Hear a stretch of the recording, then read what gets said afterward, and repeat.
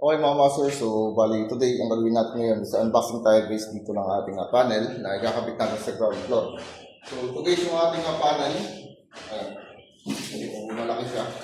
Bali bubuksan natin, so tatanggalin ko muna rito yung yung yung breaker natin kasi masyado siya mabigat pag install natin kapag hindi natin siya tinanggal.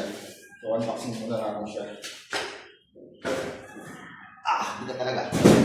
Siguro mayroon itong mga 30 kilos. Ang bigat. Mga master.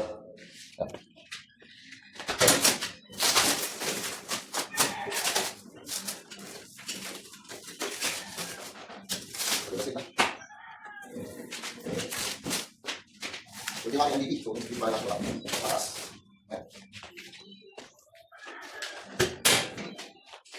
So, ano mga master, bali 20 French po yan. Okay, so tanggalin ko na muna.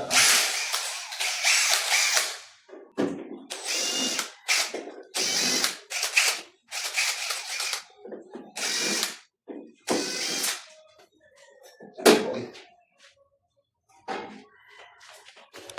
So ito mga master yung loob niya.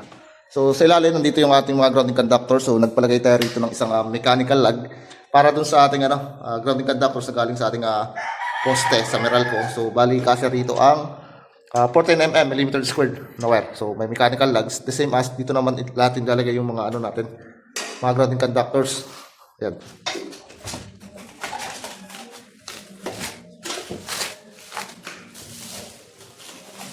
So yung mga material natin sa poste natin mga master. So ayan, buksan natin para makita yung niya.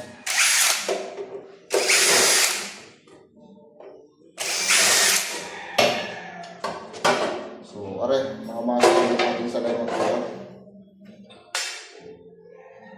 So, ano lang po. Sabi natin siya. Sa gilid. Okay, so dito mga master, ito yung ating sa lemon trigger natin sa may poste natin. So, MCCB yung ating main circuit breaker dito. So, bali 100 ampere are mga master. So, yung brand nito mga master is Schneider. Okay. So, dito naman sa ating panel, isa Schneider din yung ating ang pinaka-main circuit breaker. So, ganito yan mga master. Bali ito is 100 ampere. So, kung 100 ampere mga master sa ating NEMA 3R, bali 100 ampere din yung sa ating mismong main circuit breaker sa loob ng ating bahay. So, dapat equal palagi yung ating magiging rating pagdating sa ating circuit breaker, loob at labas ng ating bahay. Okay, so ganun lang yung idea niyan mga master.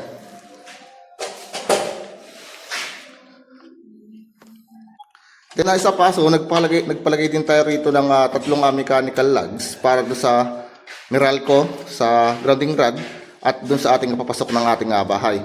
So pasok dyan ng 14 mm squared na grounding conductors para sa ating project. Ayan. So sa 100 ampere mga master, so 30 mm squared yung gagamitin natin na sukat ng wire pagdating sa ating mga circuit breaker. So i-desert lang natin mga master dito yung circuit breaker ampacity para hindi tayo magka-problema pagdating ng araw. Okay? Okay, so takpan ulit natin kasi hindi pa naman natin ikakabit. Tagal-tagal pa.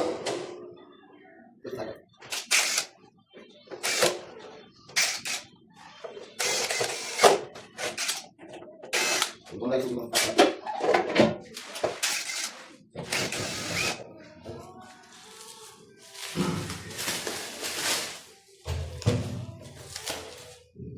so ito na muna yung babaklasin natin kabila kasi ito yung priority at yung kabit mga master. Yung mga master dito. Okay.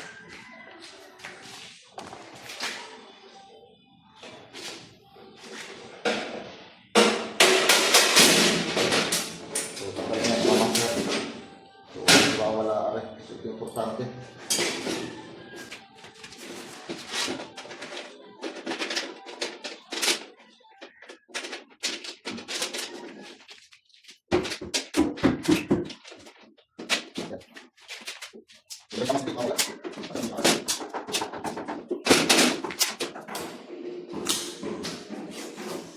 Itong board naman na tatanggalin natin. So para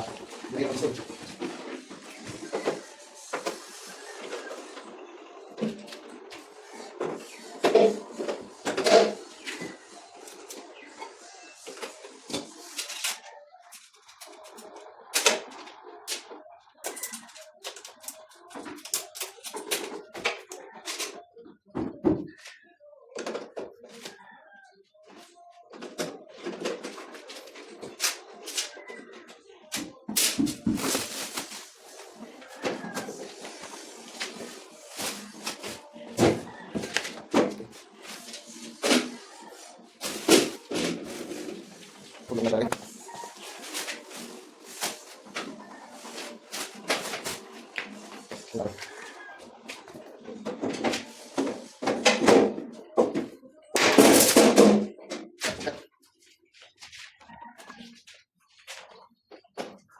ibabalik natin dito mga master yung washer natin.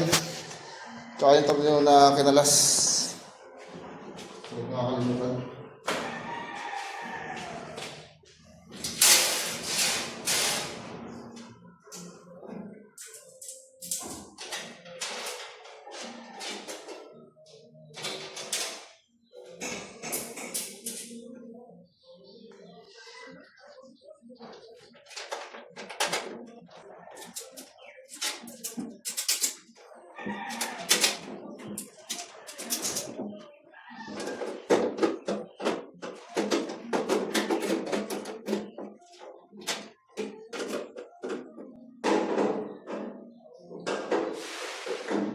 Okay.